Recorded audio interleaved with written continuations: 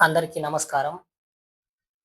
ఈ మధ్య కాలంలో ఎర్రగొండపాలెం నియోజకవర్గంలో ఎర్రగొండపాలెం నియోజకవర్గ శాసనసభ్యులు చంద్రశేఖర్ సార్ గారి ఆధ్వర్యంలో జాతీయ స్థాయిలో జరిగిన ఎడ్ల బల ప్రదర్శన చాలా అంగరంగ వైభవంగా వేలాది మంది జనంతో కిక్కిరిసిపోయింది.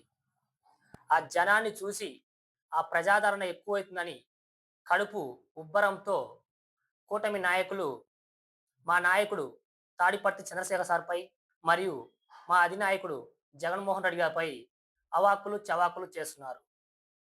నిన్న టీడీపీ నాయకులు ప్రెస్ మీట్ పెట్టి, ఈళ్ళు ప్రెస్ మీట్ ఎందుకు పెడుతుర్రయ్యా అంటే, వైసీపీ నాయకులు పిత్తినా, దగ్గినా గూడా ప్రెస్ మీట్ పెడుతుర్రు. మీరు ముందు అభివృద్ధిపై ముందుకెళ్ళండి గానీ, అభివృద్ధిపై ఎళ్ళకుండా ఈ విధంగా మాటకు మాట అంటే మీకెవరు ఎక్కడ తగ్గరు. గమనించండి. నిన్నటి రోజున మాజీ మండల పార్టీ అధ్యక్షుడు మల్లికార్జున రెడ్డి గారు ఒక మాటన్నారు.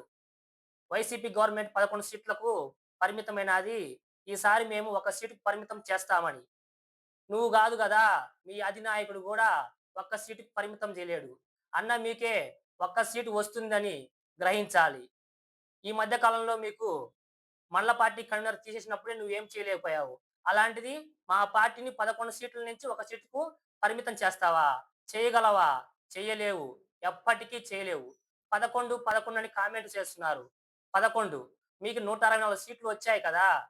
మీ ప్రభుత్వం ఈ మధ్య కాలంలో మెడికల్ సీట్లు, మెడికల్ కాలేజీలు ప్రైవేట్ పరం చేస్తూ టెండర్‌లు పిలిచారు. ఈ 11 సీట్లు వచ్చిన వ్యక్తి జగన్మోహన్ రెడ్డి గారు అన్న మాటకు భయపడి ఎవరు కూడా టెండర్‌లకు మొగ్గు చూపలేదు. దాని అర్థం 2029లో జగన్మోహన్ రెడ్డి గారు అధికారంలోకి వస్తారని స్పష్టంగా అర్థమవుతుంది. ఎన్నికల ముందు హామీలు ఇవ్వాలన్నా, ఎన్నికల తర్వాత గెలిచినాక వాటిని పంగనామం పెట్టాలన్నా మీకే సాధ్యము. సంక్రాంతి కానుక పంగనామం పెట్టారు. క్రిస్మస్ కానుక పంగనామం పెట్టారు. జాబ్ క్యాలెండర్ పంగనామం పెట్టారు. నిరుద్యోగ భృతి పంగనామం పెట్టారు.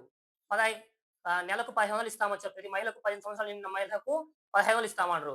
పంగనామం పెట్టారు. జగన్ కంటే అనేక సంక్షేమ పథకాలు బ్రహ్మాండంగా చేస్తామని చెప్పారు. జగన్ పథకాలు కొనసాగిస్తామన్నారు. బ్రహ్మాండంగా రాష్ట్ర ప్రజలందరికీ పంగనామం పెట్టారు. ఈ దోర్నాల మండలంలో అభివృద్ధి చూసుకుంటే వైఎస్ఆర్‌సీపీ గవర్నమెంట్‌లో తప్ప మీరు ఎక్కడ గూడా అభివృద్ధి చేయలేదు. మీరు రాష్ట్రం మొత్తం మీద అప్పుల వృద్ధి చేశారు తప్ప అభివృద్ధి ఎక్కడా కనపడటం లేదు. దోర్నాల బస్ స్టాండ్ వైఎస్ఆర్‌సీపీ గవర్నమెంట్‌లో 94 సెంట్లు అక్కడ పూర్తి చేయడం జరిగింది. అక్కడ ఆ ప్రదేశం గూడా చదును చేయడం జరిగింది. మరియు గవర్నమెంట్ డిగ్రీ కాలేజీ వైఎస్ఆర్‌సీపీ గవర్నమెంట్‌లోనే వచ్చింది. ఐనుకుల దగ్గర super speciality multi speciality hospital మా ప్రభుత్వంలోనే వచ్చింది. వెలుగొండ ప్రాజెక్టు జాతికి అంకితం అన్నారు. జాతికి అంకితం చేశాము. నిజంగానే అంకితం చేశాం మేము. ఆ ప్రాజెక్ట్ మొత్తం పూర్తి చేశాము. అక్కడ మిగిలింది ఓన్లీ ఏంటిది? ఆర్&డ్ ప్యాకేజు మరియు ఆ కాలువలో కాంక్రీట్ వర్క్ మిగిలింది. అది మీరిప్పుడు చేస్తున్నారు. మేము చేశాం గదా! చేసిన దాన్ని మీరు పదే పదే అబద్ధాలు చెబుతా ఉన్నారు. అబద్ధాలు చెప్పడం మంచిది కాదు. ఏదో సామెత ఉంది పెద్దోళ్ళు చెప్పేవాళ్ళు. సే ఆవు చేలో మేస్తే దూడ గట్టున మేస్తుందన్నట్టుగా మీ అధినాయకుడే అబద్ధాలు చెబుతుర్రు. మీరు నిజాలు చెబుతారనడము అతిశయోక్తిగా ఉంది మాకు. మీరు గమనించాలి.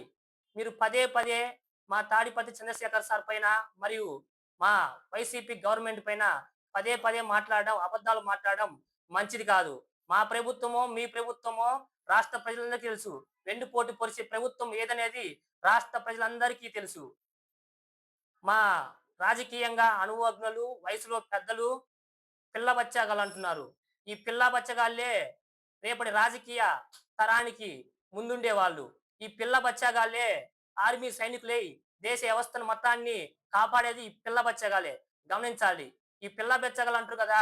మీరు పెద్ద బచ్చాలయ్యి మీరు ఏమేమి చేశారో చెప్పగలరా అని నేను ప్రశ్నిస్తున్నాను.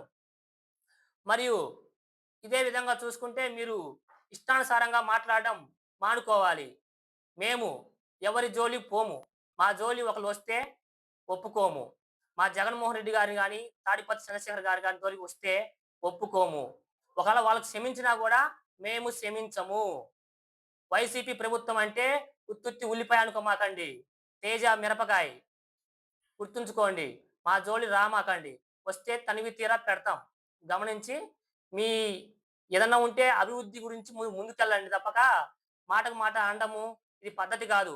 ఇప్పటికైనా మీరు గమనించి ఈ దోర్నాల మండలాన్ని అభివృద్ధి పదంలో నడిపియండి తప్ప మీరు ఈ విధంగా రెచ్చగొట్టే విధంగా మాట్లాడడం మానుకోవాలని నేను తెలియజేస్తున్నాను.